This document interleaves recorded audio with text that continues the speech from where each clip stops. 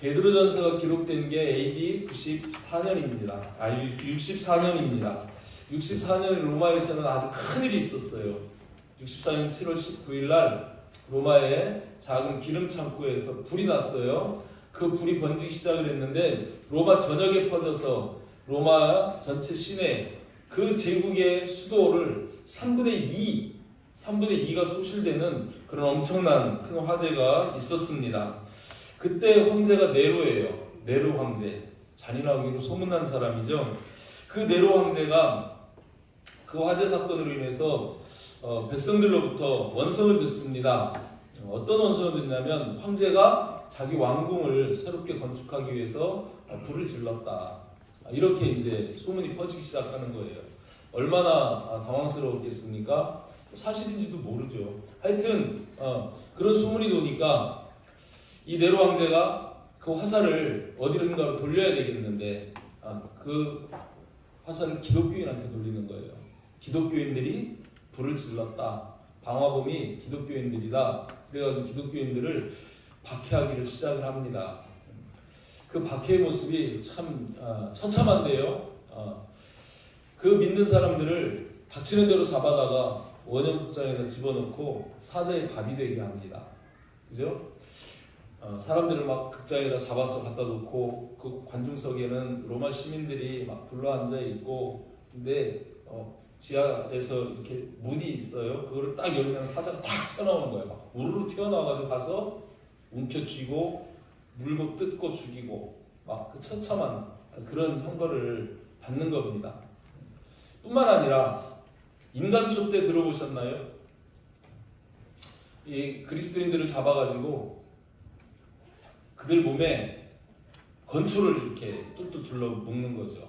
그리고 기름을 붓고 그리고 큰 나무 기둥에다가 딱 가로등처럼 딱 세워가지고 불을 붙이는 거예요. 그러면 처음에는 건초더미에 불이 붙지만 나중에 우리 몸도 불이 탑니다. 기름기가 있어서. 그래서 사람을 가로등처럼 인간 촛대로 삼아서 그렇게 불을 지르는 그런 일들이 있죠. 베드로도 이때 순교를 당했다고 그렇게 하는데 십자가형을 당했죠. 거꾸로 매달려서 죽었습니다. 근데 십자가형은 여러분 아시는 것처럼 아무한테나 하는 형벌이 아니죠. 저주의 십자가, 노예 중에서도 극심한 죄를 지은 그런 사람들만 처형하는 게 십자가 처형이에요. 얼마나 고통스러운지 여러분 짐작이나 하시겠습니까? 몸에서 피가 한 방울 한 방울 빠져나가고 물이 빠져나가면서 금방 딱 죽는 게 아니잖아요. 그 나무에 달려서 여러분 거꾸로 손 들고 1시간만 있어도 어려울 텐데 자기 체중을 실어가지고 이게 그죠? 어깨가 다 빠지는 듯한 그 극심한 그런 고통, 못 박은 발로 자기 체중을 지탱해야 하는 그런 고통 아닙니까? 그런 고난들을 당했다는 거예요. 베드로는 그런 고난을 당하는 그리스도인들을 위해서 베드로전서를 썼습니다. 소망의 서신, 위로의 서신, 격려의 서신으로 이 고린도전서를 썼다는 거예요. 특별히 베드로전서 시작하면서 베드로전서 1장에 3절부터 7절까지 말씀 보면 이 편지를 쓴 목적이 잘 나오죠. 우리 주 예수 그리스도의 아버지 하나님을 찬송하리로다. 고난 중에도 그의 많으신 긍휼대로 예수 그리스도를 죽은 자 가운데서 부활하게 하심으로 말미암아 우리를 거듭나게 하사 산 소망이 있게 하시고, 예수 그리스도께서 고난의 십자가를 지시고 죽으셨지만 끝이 아니고 부활하심으로, 그죠? 그 산 소망을 우리에게 주셨다. 예수 그리스도의 부활의 승리를 우리에게 주신다 하는 것으로 우리를 위로하는 겁니다. 그러면서 썩지 않고 더럽지 않고 쇠하지 아니하는 유업을 입게 하시나니 천국이죠. 곧 너희를 위하여 하늘에 간직하신 것이라. 너희는 말세에 나타내기로 예비하신 구원을 얻기 위하여 믿음으로 말미암아 하나님의 능력으로 보호하심을 받았느니라. 이런 말씀을 합니다. 말세에 나타내기로 예비하신 구원을 얻기 위하여 이 고난 중에서도 주님께서는 우리를 지켜주신다, 보호하신다, 이런 말씀입니다. 넘겨보면 그러므로 너희가 이제 여러 가지 시험으로 말미암아 잠깐 근심하게 되지 않을 수 없으나 오히려 크게 기뻐하는도다. 소망으로 인하여 여러 가지 시험, 지금 여러분 우리 삶 속에 얼마나 고난이 많습니까? 사실 그죠? 육체적인, 경제적인, 또 정신적인, 영적인 그런 고난과 환난, 시험 참 많아요. 어찌 생각해 보면 바닷가에 파도가 밀려오는 것처럼, 그죠? 파도가 와서 철썩 때리는데 그 뒤에 또 파도가 와서 또 때리고, 또 때리고, 또 때리고, 거듭거듭 그 파도는 끊임없이 밀려오는 거예요. 우리 인생의 고난이 어쩌면 그와 같습니다. 그렇게 우리에게는 끊임없는 그런 고난들이 몰려온다는 거예요. 그런데 여러분, 우리 그리스도인에게 그런 고난 없으면 좋겠죠? 여러분, 없으면 좋겠습니까? 아니면 있는 게 좋겠습니까? 있어야 하는 거고 꼭 있습니다. 없을 수가 없습니다. 한번 이치적으로 한번 생각을 해보시길 바랍니다. 하나님이 이스라엘 백성들을 출애굽시켰어요. 출애굽시켜서 광야를 지나가게 하십니다. 그 광야를 지나서 가나안 땅에 들어가는 거예요. 그죠? 저와 여러분의 인생이 광야 같은데 그 광야에는 길이 없어요. 춥고 덥고 배고픕니다. 목마릅니다. 그것이 광야예요. 그것을 통과해야만 가나안 땅에 들어갈 수 있습니다. 맞아요? 인정이 되시나요? 우리 인생은 고난을 위하여 났다고 성경에서 말씀하신 만큼 고난 덩어리다 이렇게도 생각할 수 있는 것입니다. 그 광야의 시험과 고난 반드시 잊고 통과해야 됩니다. 그래서 로마서 5장 3절 4절에서는 이런 말씀까지 하셔요.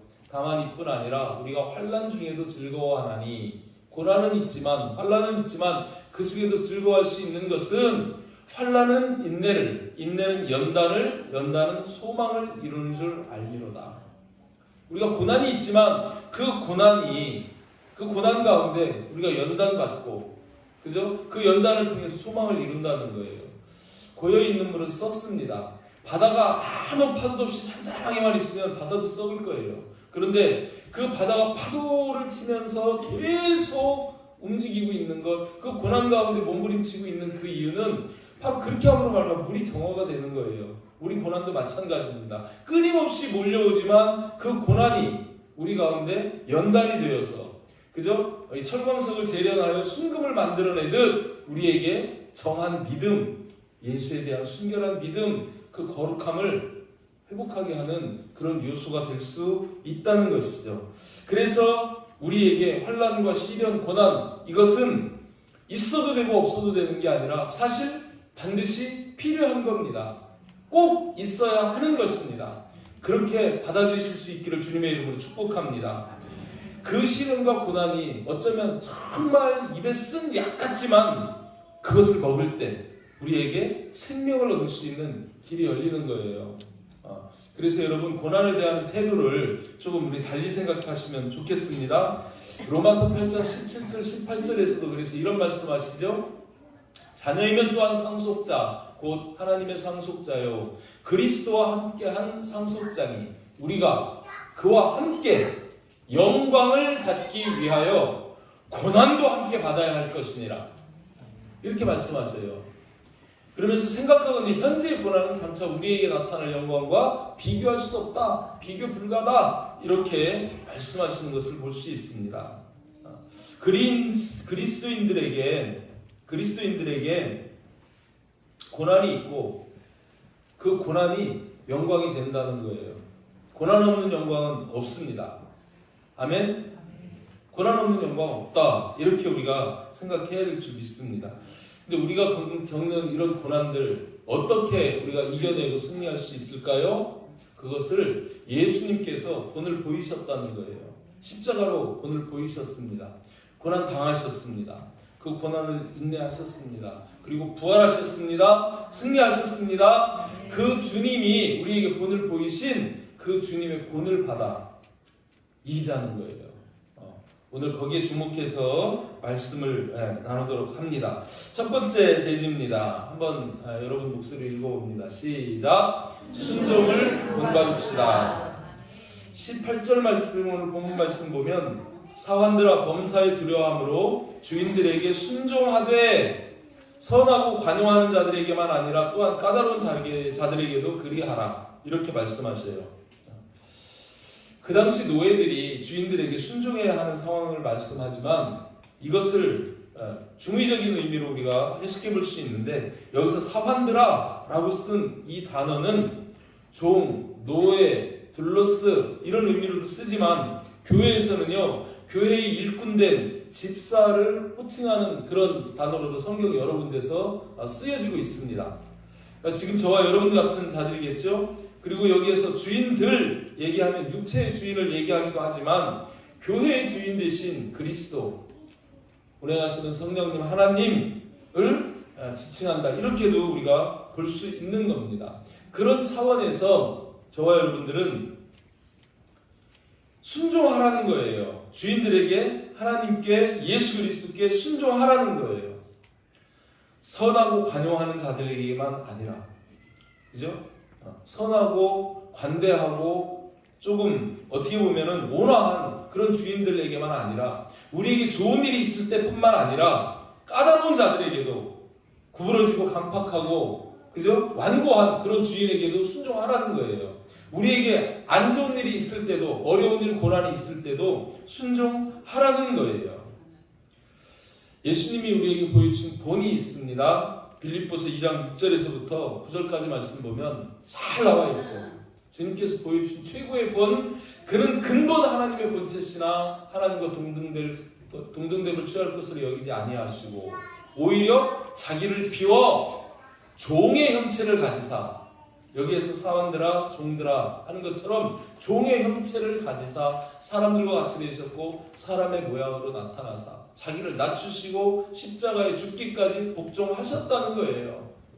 그렇게 복종하셨을 때 하나님이 어떻게 하십니까? 이러므로 하나님이 그를 지극히 높여 모든 이름 위에 뛰어난 이름을 주사 모든 이름이 주 예수 앞에 무릎을 꿇게 하셨다는 겁니다. 아멘. 승리를 주셨다는 게, 이김을 주셨다는 그런 말씀을 볼 수 있습니다. 여러분, 우리가 고난당하는 이 근본 이유는 불순종 때문이에요. 아담과 하와가 하나님의 말씀에 불순종했습니다. 선악과를 따먹었습니다. 하나님이 그들을 심판하면서 하와에게는 해산의 고통을 주셔요. 아담에게는 땅을 갈고 땀을 흘려야 먹을 걸 먹을 수 있도록 그 수고를 주십니다. 수고. 소리 고통스러운 거. 이런 고난, 고통이 어디에서 시작이 됐냐면 불순종에서 시작이 됐다는 거예요. 아멘. 뿌리가 거기에요. 그래서 정말 지금 우리가 겪고 있는 이 모든 고통과 고난도 그 근저에는 이 불순종의 역사가 있기 때문에 그래요. 저와 여러분, 우리 안에 불순종의 모습이 있지 않습니까? 근데 그 불순종하게 하는 게 누가 그렇게 하는 거예요? 마귀가 그렇게 하잖아요. 절대 죽지 않는다. 따먹어라. 마귀가 시키는 거예요. 그래서 불순종하는 거예요. 그죠? 에베소 2장 2절 보면 정확하게 이렇게 말씀합니다. 그때 너희는 그 가운데에서 행하여 이 세상 풍조를 따르고 이 죄악된 세상 풍조를 따르고 공중권세 잡은 자를 따랐으니, 공중권세 잡은 자가 누구예요? 마귀입니다. 이 죄악된 세상의 통치권을, 우리를, 땅을 다스리는 그런 통치권을 가진 게 이 사탄 마귀예요. 이 사탄 마귀가 그렇게 한다는 거예요. 그런데 더 정확하게 곧 지금 불순종의 아들들 가운데에서 역사하는 영이라, 그러니까 불순종 누가 하게 하냐면 이 사탄 마귀가 우리를 불순종하게 한다는 거예요. 거기에서 이런 고통들이 또 나올 수 있다 하는 사실을 보게 됩니다. 마귀의 영이 불순종의 영이라면 예수 그리스도는 앞에서도 말씀, 하나님 앞에 복종한 순종의 영입니다. 아멘? 그래서 여러분이 불순종할 때는 마귀에게 속고 있다. 내가 지금 하나님 말씀에 순종하면 예수 그리스도의 영이신 성령이 내 안에서 역사하신다. 이렇게 우리가 볼 수 있게 되는 겁니다. 그죠? 이 순종은 그래서 정말 저와 여러분들에게 중요한 거죠. 우리가 어떤 고난 상황 속에서도 먼저 생각해야 하는 것이 예수 그리스도께 순종하신 것처럼 순종을 우리가 본받아야 한다는 거예요. 그럴 때 우리에게 있는 고난이 해소되는 길이 열려지는 겁니다. 여러분, 고난 당하면서도 계속 못 깨닫는 사람이 있어요. 자기 스스로 하나님 앞에 무릎 꿇지 않습니다. 순종 안 합니다. 계속 자기 생각, 자기 판단, 자기 기준 이거 가지고 끝까지 밀어붙이고 그냥 막 그렇게 가요. 하나님 말씀 앞에 엎드려야 되는데 고난이 있을 때, 어려움이 있을 때 하나님이 내게 이런 고난을 주시는 게 무슨 이유일까? 얼른 생각하고 엎드리면 좋은데 그렇게 못하는 거예요. 자기 고집 부리다가 더 얻어맞습니다. 결국은 망합니다. 불순종의 영이, 사탄의 영이 우리를 그렇게 하는 거예요. 여러분, 특별히 고난당할 때 빨리 하나님 말씀으로 돌아가서 순종하시기를 바랍니다. 그게 해결의 열쇠라는 거예요. 예수님은요, 모든 고난, 그 십자가 고난 앞에서도 순종하셨습니다. 아버지의 뜻대로 죽기까지 복종하셨다는 거예요. 그리고 부활하셨습니다. 그걸 말씀하시는 거죠. 사무엘상 15장 22절 23절에서 이런 말씀 하시잖아요. 여러분 너무 잘 아는 말씀 아닙니까? 순종이 제사보다 낫대요. 예배를 못 드리는데 순종을 잘하는 사람은 예배 드리면서 순종 안 하는 사람보다 하나님은 더 낫게 보신다는 거죠. 그죠? 예배가 얼마나 중요합니까? 예배가 생명인데. 그런데 하나님은 그 예배보다도 순종을 더 나은 것으로 여기신다는 거예요. 듣는 것이 순양의 기름보다 낫다? 여러분이 순양의 기름, 그죠? 하나님 앞에 제물로 드리면서 번제단 불태우고 하는 건데, 그죠?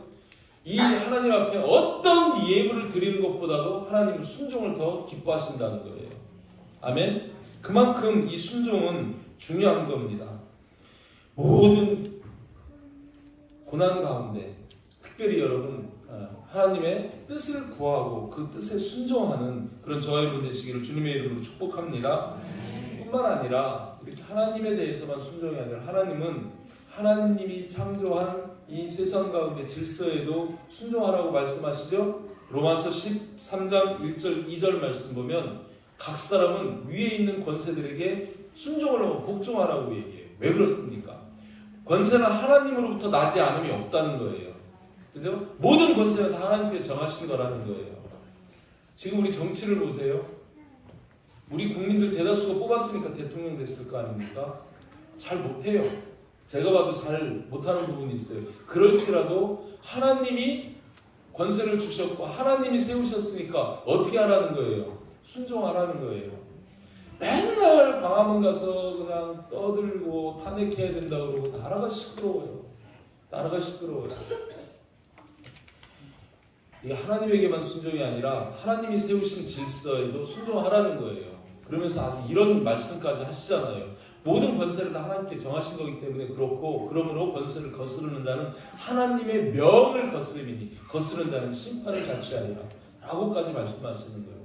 좀 질서 있는 세상을 만들어갔으면 좋겠습니다. 하나님이 세우신 그 질서를 바른 질서로 세워갈 수 있었으면 좋겠습니다. 어쨌든 저와 여러분 순종을 본받는 자 되기를 다시 한번 주님의 이름으로 축복합니다. 두 번째는요, 이런 말씀입니다. 한번 또 읽어봅니다. 시작. 인내를 본받읍시다. 19절 20절 말씀 보면 거기에서 이런 말씀 하시거든요. 부당하게 고난을 받아도 하나님을 생각함으로 슬픔을 참으면 이는 아름다우나. 자, 잘 보세요. 여기에서 고난이 있는데 어떤 고난이에요? 부당한 고난입니다. 근데 그 고난을 하나님을 생각함으로 슬픔을 참으면 아름답대요. 참으면, 인내하면 아름다운 결과가 있다고 말씀합니다. 20절 말씀 보면 거기에서도 죄가 있어 매를 맞고 참으면 무슨 칭찬이 있어요? 죄가 있어서 매를 맞더라고 참으라는 거예요. 세 번째는 그러나 선을 행함으로 고난을 받고 참으면 이는 하나님 앞에 아름다우니라. 선을 행함으로 고난을 받고 그래도 그 고난 가운데 참으면 하나님 앞에 아름답다 이렇게 얘기해요. 자, 여러분 오늘 지금 여기 19절, 20절 이 말씀 속에서 고난의 종류가 세 가지로 나옵니다. 하나는 어떤 고난이에요? 부당한 고난입니다. 이전 성경에는 애매히 고난을 받아도 라고 이렇게 표현이 되어 있어요. 부당한 고난, 애매한 고난, 옳지 못한 고난이에요. 불공정하게 닥쳐오는 고난입니다. 억울한 고난입니다. 근데 이 고난이 그냥 한 번 오고 마는 게 아니고 파도가 밀려오듯이 이게 현재형이어서 어떤 표현이야? 지속적으로 그런 부당한 그런 고난이 올 수 있다는 거예요. 이유를 알 수도 없어요. 왜 생기는지도 몰라요. 그런데 고난은 와요. 이게 부당한 고난이에요. 또 한 가지 고난은 뭐예요? 죄로 인한 고난입니다. 내 육으로 짓는 죄, 마음으로 짓는 죄, 영으로 짓는 죄, 그 죄 때문에 생기는 그런 고난이 있다는 거예요.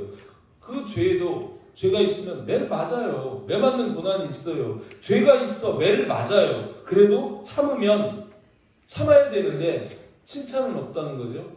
내가 죄를 지어서 매를 맞는 거니까 칭찬이 있는 건 아니라는 거예요. 오전에도 예를 들었지만, 그죠? 자녀들이 막 싸워요. 그 부모가 내비둡니까? 이리 와. 손바닥 잣대로 딱 때리잖아요. 아프잖아요. 고난을 당하잖아요. 잘못하면 우리에게도 하나님이 징계하셔요. 왜 하세요? 사랑하니까 징계하시는 거예요. 매 맞으면서 여러분 아파 이거지만 속으로는 그 부모님의 마음을 우리가 생각해 보듯이 하나님 마음도 생각해 봐야죠. 때리는 부모는 더 아파요. 그 사랑스러운 자녀를 때릴 때 하루 재밌다, 즐겁다 그런 부모가 어디 있겠습니까? 그죠? 하나님은 매를 치면서 자녀가 아파하는 것 이상으로 더 아파요. 그런데 때릴 수밖에 없는 건 자녀 잘 되라고. 자녀를 사랑하니까 그런 거 아니에요? 저와 여러분도 죄로 인해서 당하는 고난을 그렇게 받아들이시기를 바랍니다. 세 번째 또 이런 고난이 있잖아요. 선을 행함으로 받는 고난. 성경에서 선은 모두 다 구원이고 복음에 관한 거예요.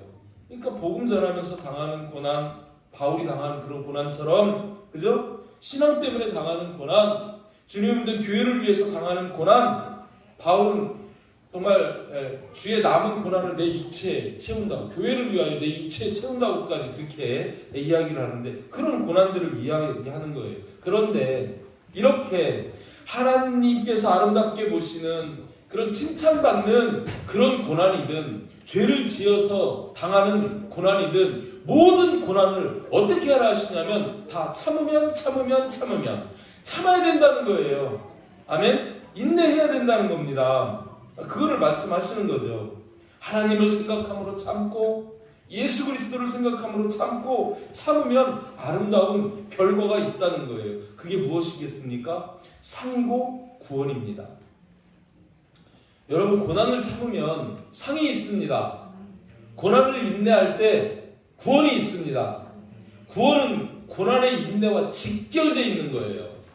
아멘? 뭔 말씀인지 이해가 안 되니까 아멘을 못 하시는 것 같은데 증거를 대보겠습니다. 인내하고 견디는 자에게 구원이 있다. 마태복음 10장 22절, 누가복음 21장 19절 말씀 한번 같이 읽어볼까요? 시작. 또 너희가 내 이름으로 말미암아 모든 사람에게 미움을 받을 것이나 끝까지 견디는 자는 구원을 얻으리라. 끝까지 인내하는 자는, 참는 자는 구원을 얻으리라. 참는 자가 구원입니다. 누가복음에서는 또 이렇게 말씀하죠. 너희의 인내로 너희 영혼을 얻으리라.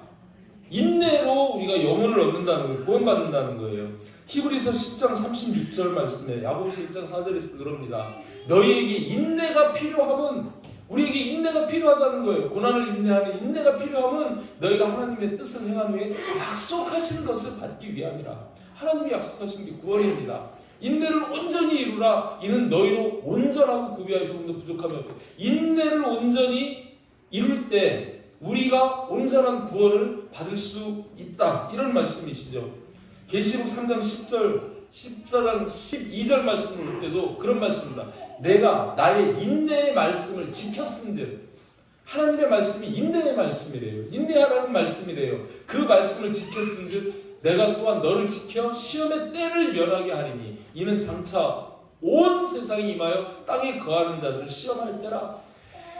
이 마지막 때 시험이 몰려오는데 그 시험에서 우리가 구원받고 건진받는 것도 그죠? 인내라는 거예요. 인내할 때 그렇다는 거예요. 성도들의 인내가 여기 있나니 그들은 하나님의 계명과 예수에 대한 믿음을 지키는 자 아니라 믿음을 지키기 위해서 인내할 때 그죠? 우리에게 구원이 있다는 거예요. 성경에는요, 이 인내와 하나님의 상, 하나님의 구원, 이거를 연결한 그런 말씀들이 수백 군데도 넘습니다. 이거 다 여러분들이 다 제시하려고 그러면은 오늘 한번 모자랄 거예요. 그만큼 우리의 고난에 대한 인내는 우리 구원과 직결되어 있습니다. 아멘? 인내하지 못하는 사람은요, 포기해요.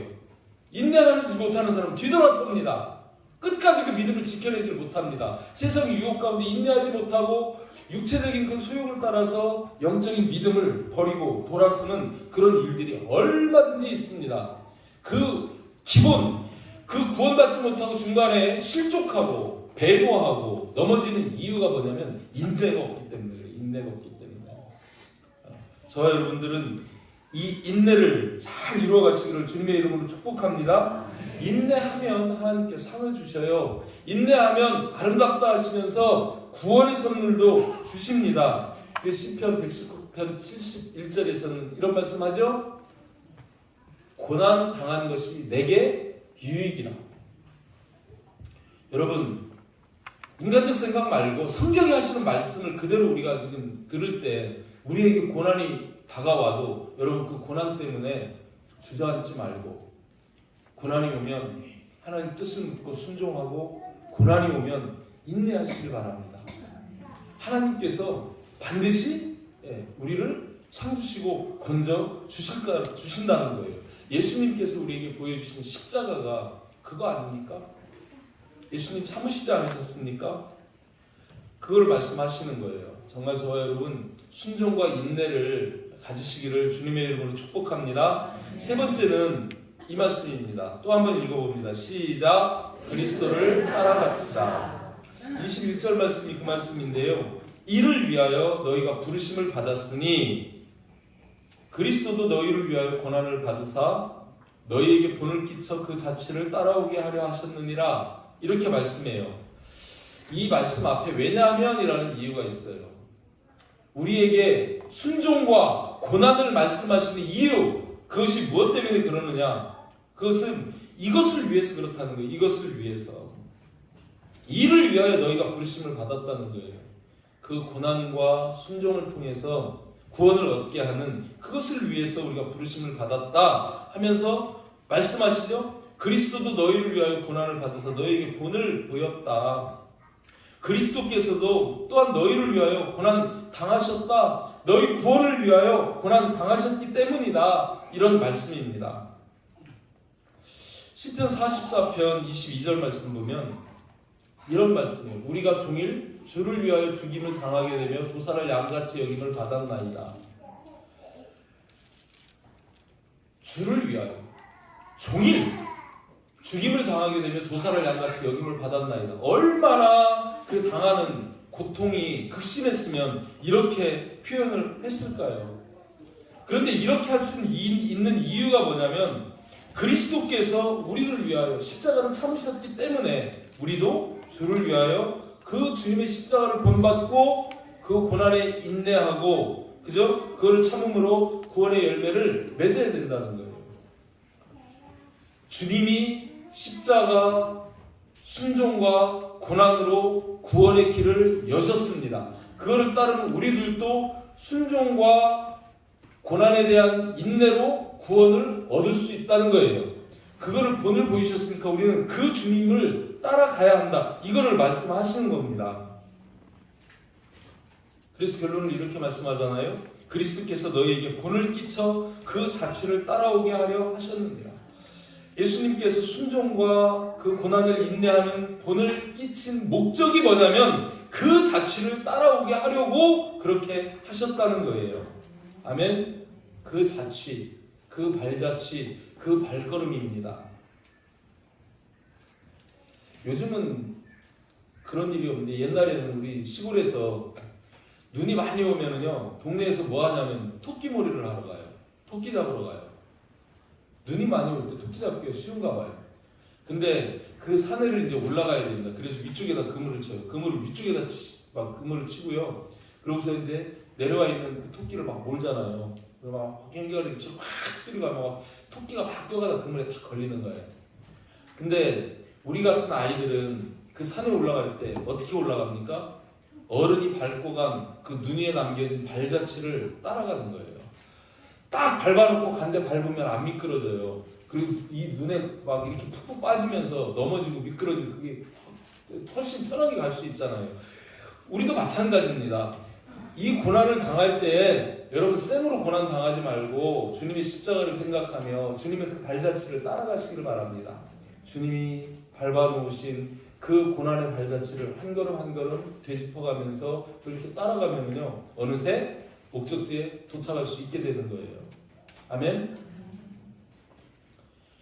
살면서 이해하지 못할 고난, 거듭되는 고난, 정말 길이 안 보이고 왜 나에게, 왜 우리 가정에, 왜 우리 교회에 이런 고난이 있을까? 정말 어쩔 때는요 견디지 못할 그런 고난이 있잖아요.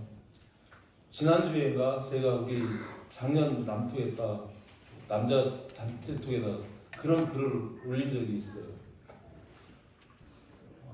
꼭 죽을 것 같다고. 마음이 너무 무거워서 죽을 것 같다고 내가 그런 표현을 내가 단톡에다 올렸어요. 여러분 살다 보면은요 그럴 때 있어요. 그죠? 이거는 너무 무거워.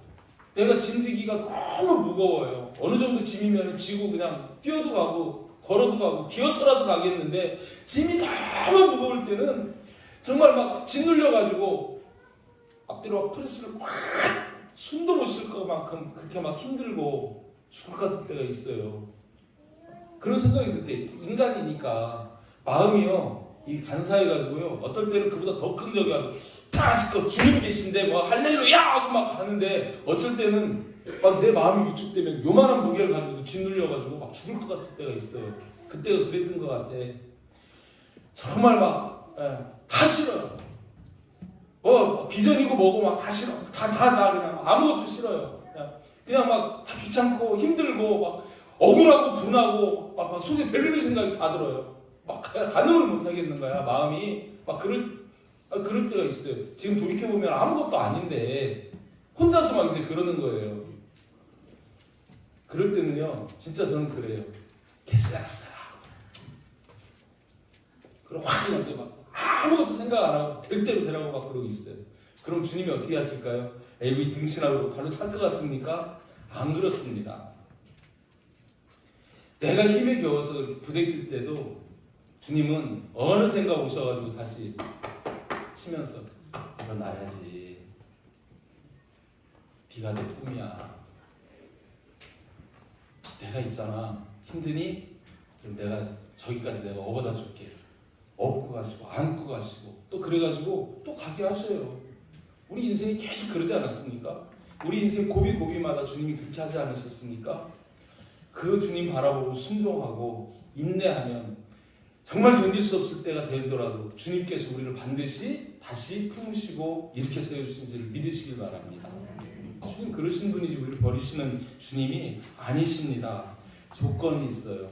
뭐예요? 순종하고 인내하며 주님께서는 반드시 이루신다. 그렇게 말씀하시는 겁니다. 뭘 본보겠습니까? 저와 여러분들이 신앙의 삶을 살면서 우리가 본받아야 할 분은 예수 그리스도 한 분이십니다. 저 본보지 마세요. 저 본보면 여러분 시험당합니다. 실족합니다. 주님 바라보시길 바랍니다. 저를 통해서도 주님 바라보셔야 돼요. 여러분 주변에 남편이요? 아내요? 세상에 정말 인품 좋은 스승이요? 그래도요 깊이 파보면 냄새나요. 실망할 부분이 분명히 있어요. 그러나 예수님은 절대로 우리를 실망시키지 않는 분입니다. 그분은 전혀 죄가 없으신 분이기 때문에 그 거룩하심과 그 온전하심으로 우리를 온전케 하시는 그분이십니다. 예수 그리스도. 그분만이 우리가 본받고 따라가야 할 유일한 길입니다.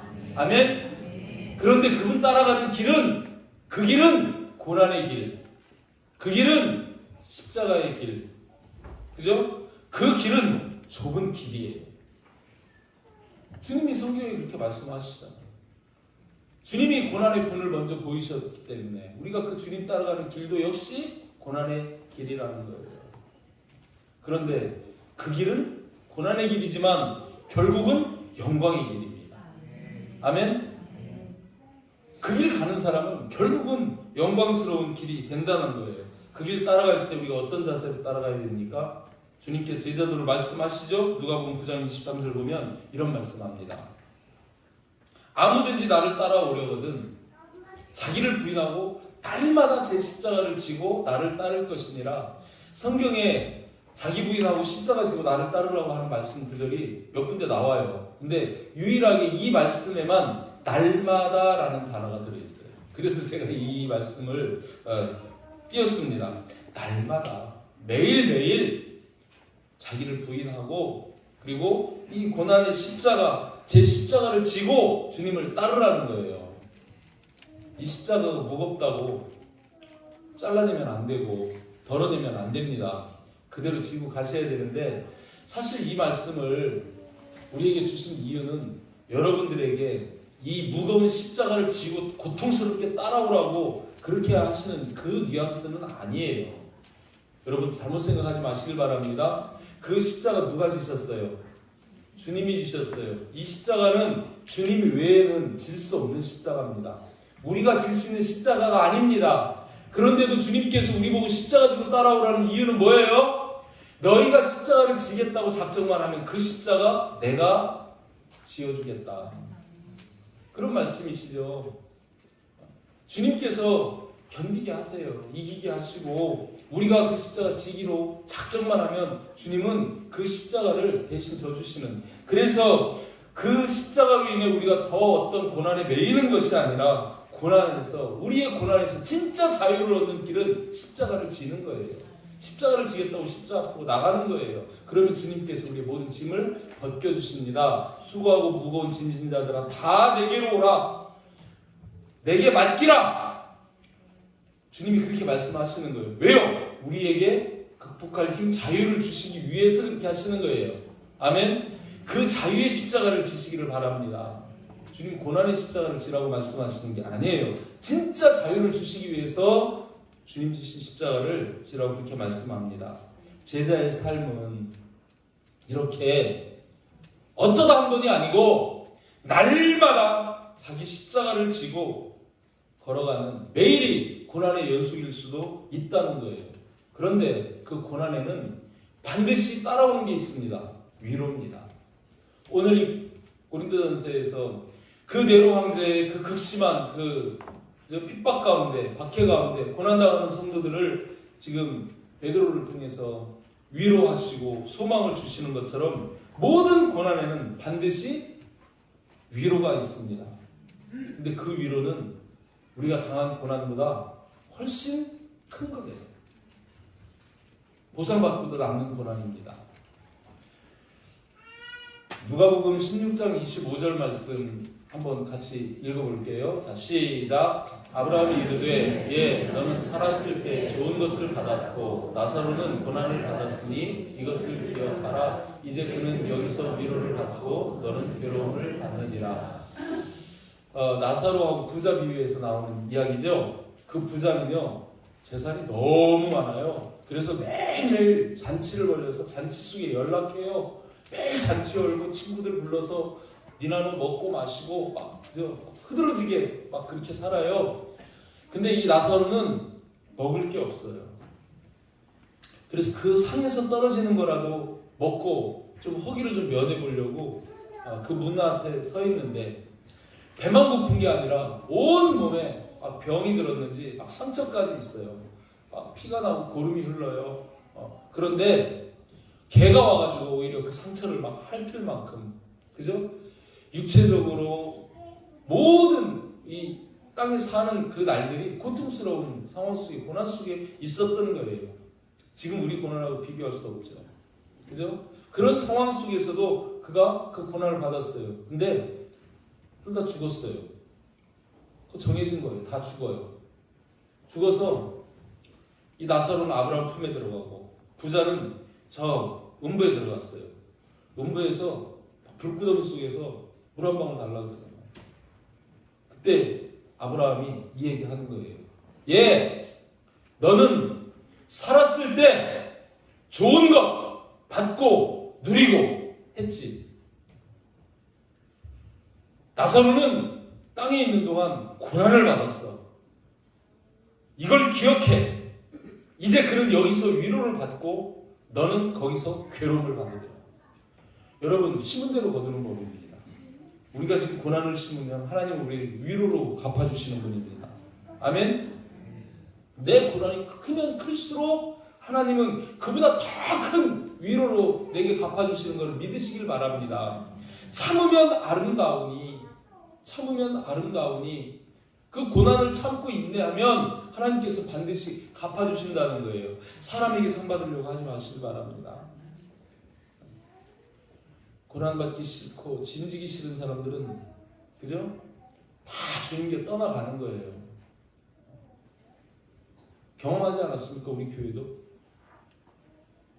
우리 교회 등록이 600명이 넘는다니까요. 근데 여기 앉아있는 분들이 지금 100명도 안 돼요. 다 어디 갔을까요? 다 어디 갔습니까? 목사 보기 싫어서 다 나갔지만, 그죠? 선교를 한다고 그러면 도망가고, 대안학교 한다고 그러니까 도망가고, 땅 산다고 그러니까 도망가고, 학교 짓는다고 그러니까 도망가고. 권사 안수집사가 10몇 명까지 있었는데 지금 안수집사 한 분, 권사 4분 남고 다 도망갔어요. 왜 그래요? 고난이 싫은 거야. 주님 교회를 위해서, 주님 나라를 위해서, 다음 세대를 위해서 짐지는 게 싫은 거예요. 세상에 연락지. 그러니까 그 짐이 무겁다고 도망가요. 조용히 가면. 꼭 도망가면서 하는 말이 그렇죠. 목사님이 사기를 치네.